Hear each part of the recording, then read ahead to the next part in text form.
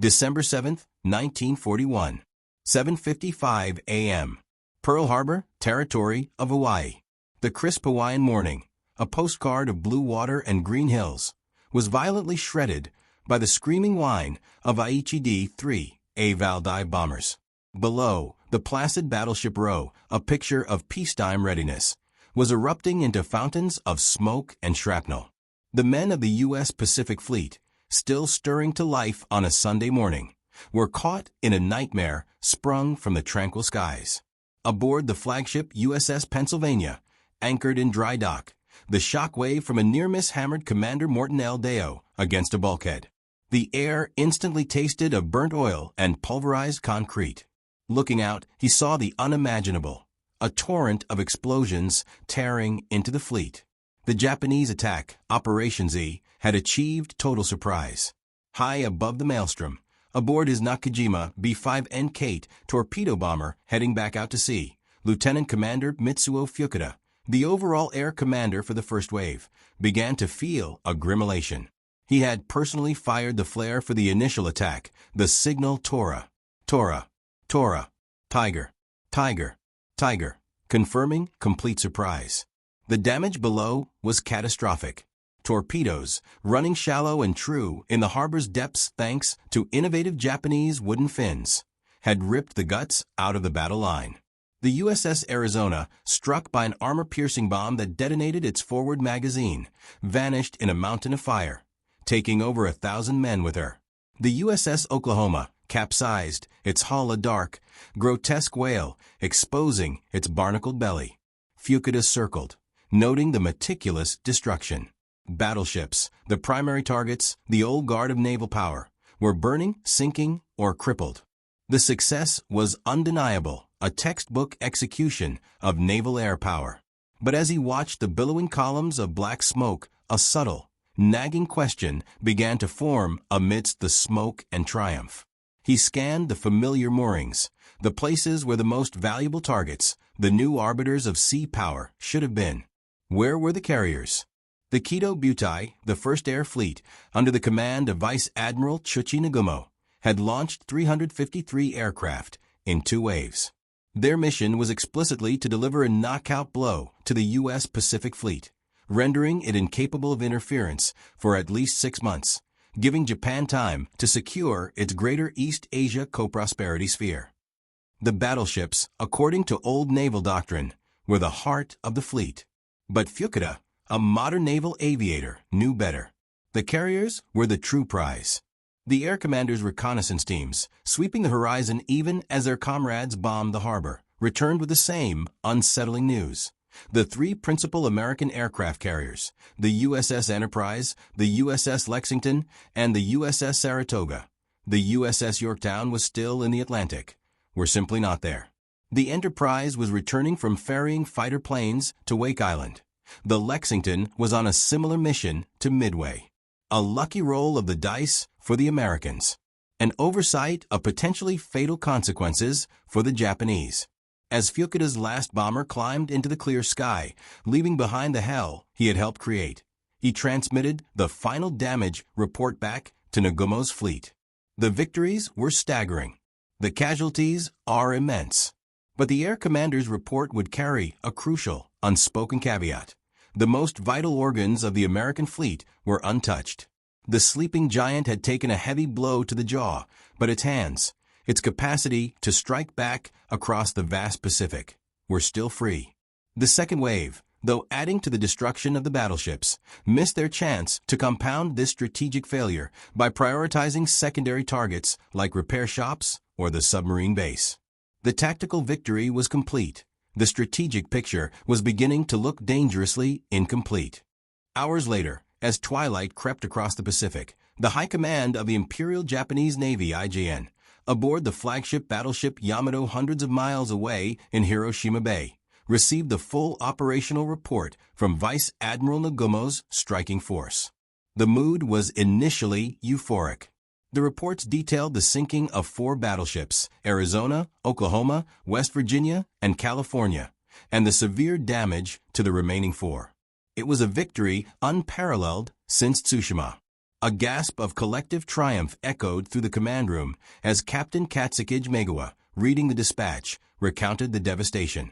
Yet, presiding over the celebration was the man who had meticulously planned the entire operation, Commander-in-Chief of the Combined Fleet, Admiral Isoroku Yamamoto. A chain smoker and a complex strategist, Yamamoto sat detached, a flicker of something close to dread passing across his face. He accepted the congratulations of his staff with a polite, almost glacial reserve. "The battleships are eliminated, Admiral," stated Rear Admiral Rinosuke, one of Nagumo's staff officers present at the debriefing, his voice thick with pride. "The American Pacific Fleet is crippled. We have secured our 6 months." Yamamoto slowly lifted a hand, silencing the room. His eyes, fixed on the damage summaries, moved past the tally of sunken dreadnoughts and crippled cruisers. He was looking for the negative space, the omissions in the report that spelled long-term disaster. "And the Enterprise?" "The Lexington." Yamamoto's voice was low, cutting through the festive atmosphere like a razor. "What of the American carriers?" The room fell silent. Megawa cleared his throat, shuffling the papers. "They were not in harbor, Admiral. The operational failure of intelligence. They were at sea, ferrying aircraft, we believe, to Wake and Midway." Yamamoto nodded, a grim acknowledgement. The failure was not merely tactical. It was existential. The attack's entire premise rested on crippling the one asset that could project American power immediately: the carrier fleet. The battleships were an echo of a bygone era. They could be repaired or replaced, but the 6 months of grace he had promised Japan depended on removing the threat of the enemy's air power at sea. He then shifted his attention to the final section of the report: the facilities. "What damage was inflicted upon the vast oil storage depots at Red Hill?" he asked. The Red Hill fuel farm held 4.5 million barrels of fuel, enough to supply the entire Pacific Fleet for nearly 2 years. Without it, the fleet would have been forced to retreat to the mainland for resupply, a crippling logistical setback. "None, Admiral," came the hesitant reply. Nagumo deemed the risk too great for a third wave. The priority was the fighting ships. The repair facilities? The massive dry docks? Submarine tenders? "Intact, sir. Minor strafing only." Yamamoto leaned back in his chair, the glow of the distant victory already fading to ash in his mind. He had studied his opponent well. He had spent years in the United States understanding not just their ships, but their industrial might, and, more importantly, their national character. He knew that the sight of the smoking ruins of their battleships would not induce surrender or even hesitation. It would incite fury. He rose slowly, towering over his staff. His gaze swept over the proud, celebratory faces, settling on the map that showed the extent of their devastating, yet strategically hollow, strike. He did not raise his voice, but the words he spoke, delivered in a quiet, chilling tone, were immediately recorded in the histories. "I fear all we have done is to awaken a sleeping giant and fill him with terrible resolve." The tactical win was a strategic failure. By leaving the carriers, the fuel, and the repair facilities intact, Japan had granted the United States not only the tools necessary for immediate retaliation, but also the will to use them in a war that Yamamoto knew Japan could not win in the long run. The clock was ticking, and the 6 months he had bought were not for Japanese expansion, but for American revenge. Across the Pacific, back in the scarred but still functioning nerve center of Pearl Harbor, the sleeping giant was indeed rubbing the grit from its eyes and flexing its industrial muscle. While the flames still licked the wrecks of Battleship Row, teams of salvage crews, engineers, and repair specialists swarmed the harbor, organized with grim, furious efficiency. The critical difference between catastrophic defeat and temporary setback was becoming immediately apparent: the untouched infrastructure. The Naval Base Repair Facility, a sprawling complex of machine shops, foundries, and, most crucially, the massive dry docks, remained operational. Had Admiral Nagumo authorized a third wave focused on these static targets, the repair cranes, the tool shops, the power grid, the recovery effort would have been delayed by months, potentially forcing the U.S. fleet back to the West Coast for every significant repair. Instead, the cranes were already lifting, the welders were already sparking, and the mechanics were stripping salvageable parts from the sunken hulls. The most profound miss, however, was the Red Hill Fuel Farm. This enormous network of underground storage tanks, capable of holding millions of barrels of bunker fuel and aviation gasoline, stood entirely undamaged in the hills above Pearl City. Admiral Chester W. Nimitz, who arrived on Christmas Day to take command of the shattered Pacific Fleet, immediately recognized the strategic value of this omission. He could conduct offensive operations from Pearl Harbor. Had the fuel been destroyed, the logistical chain would have broken. Every operation would have required a round trip to San Diego or San Francisco, a time-consuming process that would have guaranteed Yamamoto his 6 months of uncontested expansion. Simultaneously, the submarine base, the fleet's most immediate offensive weapon, was unscathed. The Japanese had been focused on capital ships, largely ignoring the silent, stealthy hunters that would soon become the scourge of their sea lanes. With repair facilities and fuel intact, the American submarine force, operating under the mantra of unrestricted warfare, began sailing immediately. This relentless campaign of strangulation against Japanese supply lines would bleed the imperial war machine slowly, but surely. The American retaliation began not with a grand naval engagement, but with the quiet, furious activity of industry and logistics. Workers labored around the clock. The dry docks became emergency rooms for the battered ships. The USS Nevada, deliberately run aground to prevent sinking, was pulled off the mud. The USS California and USS West Virginia, resting on the shallow bottom, were patched and pumped dry. It was a Herculean effort, powered by the resolve Yamamoto had correctly predicted. The shock of the attack had fused American political will, silencing all isolationist voices and unifying the nation behind total war. The sleeping giant had not only awakened, it was furiously arming itself. Factories across the mainland, Ford, General Motors, Boeing, were already transitioning to wartime production at an unprecedented scale, fueled by the memory of December 7th. The immediate loss of the battleships, while tactically painful, ultimately hastened the transition of the U.S. Navy to a carrier-centric force, exactly what the Japanese Kido Butai represented. The 3 untouched carriers, USS Enterprise, USS Lexington, and the soon-to-arrive USS Yorktown, became the precious core of a rapidly mobilizing fleet. The fight would be a duel of attrition, decided not by the old guns sunk at Pearl, but by the planes taking off from the decks of these floating airfields, ready to deliver the terrifying resolve Yamamoto had foreseen. The months immediately following Pearl Harbor saw the Japanese seemingly unstoppable. They swept across Southeast Asia, seizing the Philippines, Malaya, the Dutch East Indies, and Burma. The strategic goals of the co-prosperity sphere were being rapidly achieved. Yet even as victory reports piled up on Admiral Yamamoto's desk, the constant, unsettling existence of the American carriers, the ghosts of Pearl Harbor, was a source of escalating anxiety. The first punchback came not from a massive fleet, but from the shadow of the USS Enterprise, commanded by Vice Admiral William Bull Halsey. In February 1942, Halsey's task force launched raids on the Marshall and Gilbert Islands.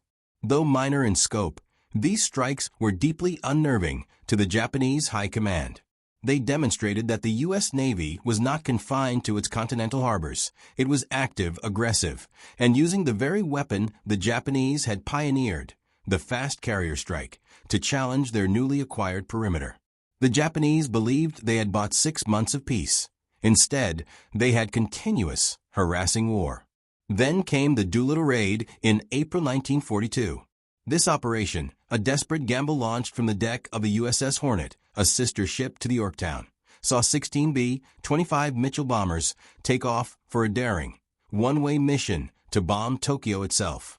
The material damage was minimal, but the psychological impact was enormous.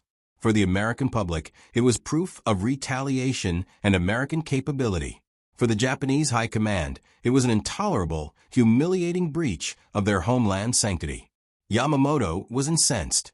The Doolittle Raid proved that their defensive perimeter, supposedly secure after the Pearl Harbor attack, was porous. The American carriers, he realized, were not just a military threat. They were a political liability that threatened the Japanese military's credibility with the emperor and the public. This solidified his existing belief. The 3 American carriers had to be destroyed, and they had to be destroyed now.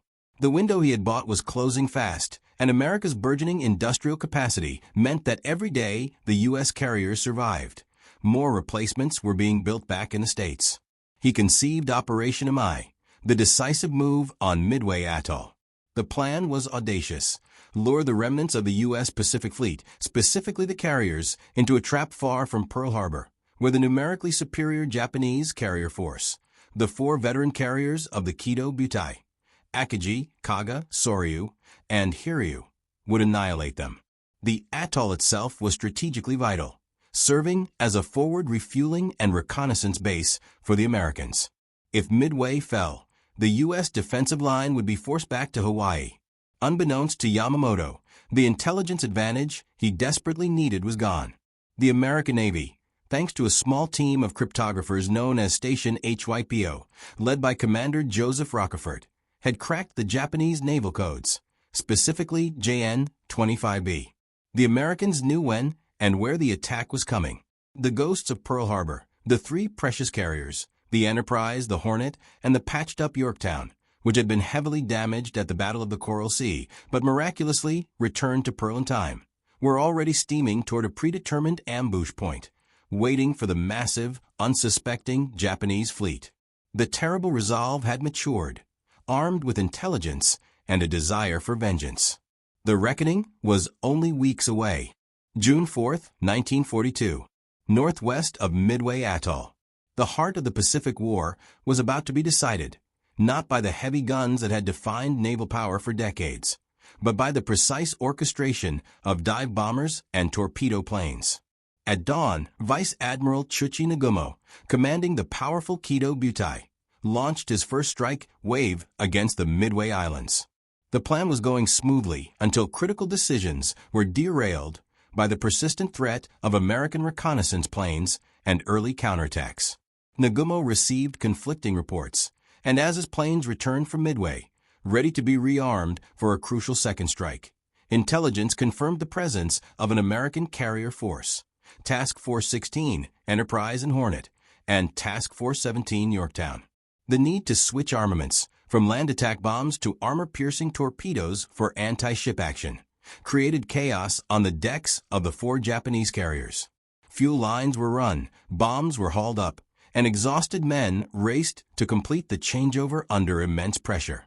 For a crucial window, all 4 carriers were vulnerable, their hangar decks crammed with armed, fueled aircraft and unsecured ordnance. The American fleet, commanded by Admirals Raymond Spruance and Frank Jack Fletcher, was already in position, informed by the cracked JN-25B code. At the height of the Japanese rearming frenzy, the U.S. strike waves hit. The attack was far from perfect. Torpedo planes from the Hornet and Enterprise were mostly slaughtered without scoring a hit, but they served a vital purpose. They pulled the Japanese fighter escort down to wave-top level. Then, from a clear blue sky, the Douglas SBD Dauntless dive bombers of VB-6 and VS-6 from the USS Enterprise, led by Lieutenant Commander Clarence Wade McCluskey, plunged almost vertically toward the Japanese fleet. They found the carriers at the worst possible moment. In less than 6 minutes, the American pilots delivered the fatal blow. 4 bombs tore into the IJN Akagi, the flagship, detonating the volatile mix of fuel and ordnance below deck. Simultaneously, the IJN Kaga and IJN Soryu were also engulfed in catastrophic explosions. The destruction was immediate and total. The carriers, the pride of the fleet and the architects of Pearl Harbor, became raging infernos, their fate sealed by the failure 6 months earlier to destroy the infrastructure that allowed this rapid American deployment. Only the IJN Hiryu survived the initial onslaught, launching a furious counterattack that severely damaged the USS Yorktown, which would later sink. But the reprieve was temporary. That afternoon, dive bombers from the Enterprise located the Hiryu and finished the job. By the end of the day, 4 Japanese fleet carriers were crippled and sinking. Admiral Yamamoto, observing the disaster from the Yamato hundreds of miles away, saw the complete fulfillment of his dire prophecy. The American resolve, fueled by the memory of Pearl Harbor and projected across the Pacific by the 3 carriers he had failed to destroy, had broken the back of the Imperial Japanese Navy. The strategic hammer blow was delivered at Midway. The clock had run out. The loss of the 4 great carriers, and more crucially, the hundreds of irreplaceable, highly trained pilots they carried, permanently shifted the balance of power in the Pacific. The giant was not merely awake, it was actively hunting.